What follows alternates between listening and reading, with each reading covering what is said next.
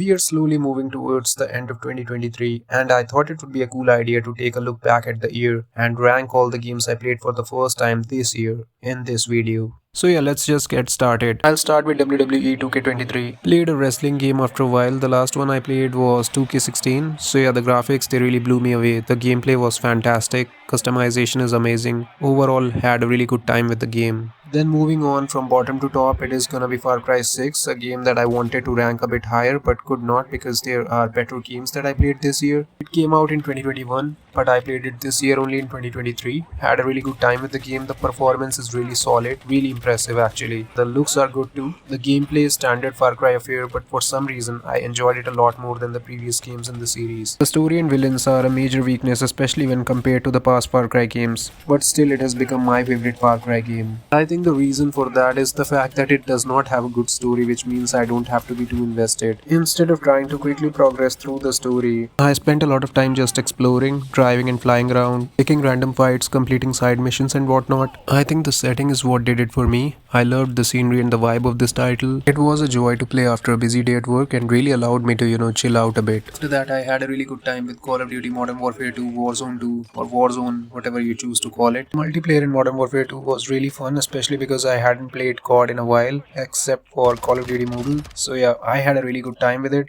I was not great at it, but yeah, I enjoyed it and was able to handle myself. I was kind of okay, tried to contribute to my teams. And when it comes to Warzone, I really struggled there because I had no experience with the whole battle royale thing, never played any battle royale games. So Warzone 2 or Warzone was my first battle royale experience, and I really struggle at it even today. And I'm like really inconsistent at it. At times I get lucky and get some kills, but most of the times I collect all the gear and stuff and get killed in the first gunfight. But DMZ and Lockdown Quads were two game modes that were amazing. I really enjoyed them, especially Lockdown Quads. Unfortunately, it is gone now. They might bring it back in the future, but for now it is not there. And DMZ is also not the same anymore after the release of Modern Warfare 3. So yeah, the likability of Warzone has gone down significantly for me personally because I really struggle at the Battle Royale mode, and DMZ and Lockdown Quads are kind of gone now. DMZ is still there, but it's not the same anymore. And yeah, I played the newer map, had some good games, but I've never won a single Battle Royale match ever, which tells a lot about the kind of player I am.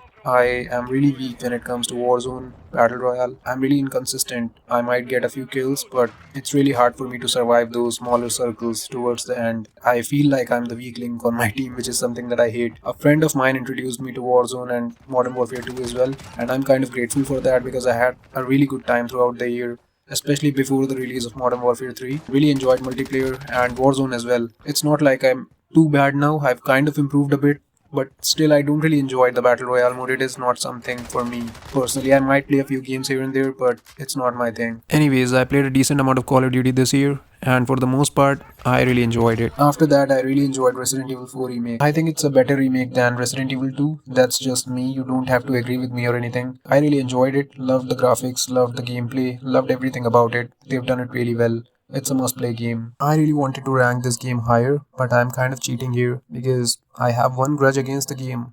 Why the hell is the Infinite Rocket Launcher so bloody expensive? I started my second playthrough in order to get my hands on the Infinite Rocket Launcher, infinite ammo, and those special weapons and whatnot that you unlock, but the requirements to unlock those things, they really made me fall out of the game. So yeah, that's a grudge that I have against it. Otherwise, it's just fantastic. A masterpiece. Then Hogwarts Legacy is a title that I really enjoyed this year. It has its weaknesses, like the NPC interaction is severely limited, and I mean, they could have done more with the school, but overall, it's a really fun game, especially if you are a Harry Potter fan. I mean, seeing all those locations, they've done them so well, and creatures like the Hippogriff really took me straight to Prisoner of Azkaban. Really enjoyed the combat. It was really fun, and traversal was ridiculously fun as well. And roaming around in the Forbidden Forest at night, it was really spooky. It had an amazing vibe. I really enjoyed it, loved the customization, loved everything about the game. I played the game as a Slytherin and later found out that the Hufflepuff side has got some really cool exclusive stuff, and I really want to see that, so I'll be starting a new playthrough sometime in the future. And yeah, loved it. Finally, the best game that I played for the first time this year in 2023 was Days Gone. I really loved it.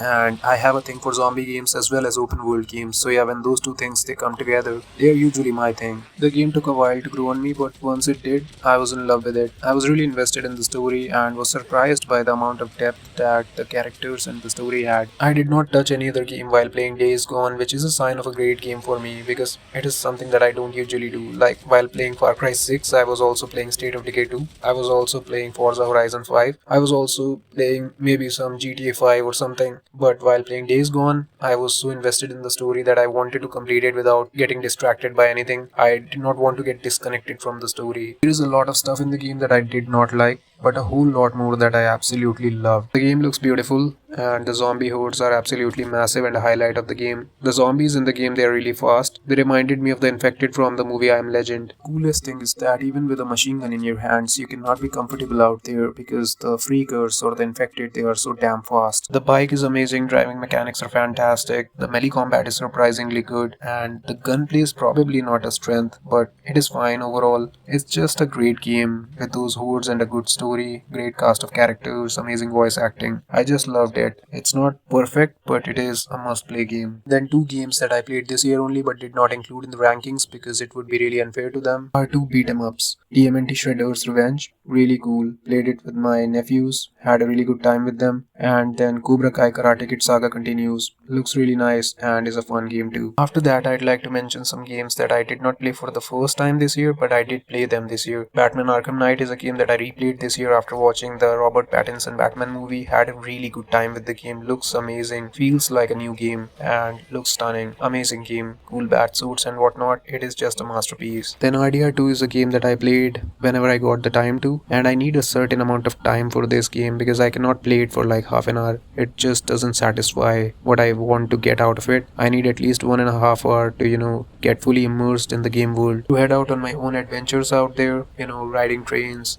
just traveling from point A to point B, just enjoying the scenery and stuff, just vibing. It's a game that really relaxes me. I love it. Then I played some GTA 5 as well, more than last year actually, mostly because of my nephews. They love it. I love it too. I've had my fill of GTA 5, but it was cool to go back to it. It's a great game without doubt. I also played a decent amount of Forza Horizon 5 throughout the year. I am not a big fan of racing games, but this is one title that I absolutely love. I love the scenery, the driving mechanics, the customization, the open world. Everything about this game is fantastic, super polished, and really well optimized. It is an amazing game, and it is also one of those titles that I play for relaxation after a busy day at work. It really helps me chill out. Then State of Decay 2 is a game that I played on and off throughout the year. Great game. It just keeps giving those new updates, curveballs and whatnot. If you're familiar with it, it's just fantastic. If you're a fan of zombie games, please just give it a try. You're gonna love it. Before ending the video, I'd like to thank you guys. I'm grateful for every single one of you, viewers, subscribers, all of you. Gaming has been much more fun thanks to all of you guys. Sharing my gaming experiences with all of you has been really fun. It has really made it worth it,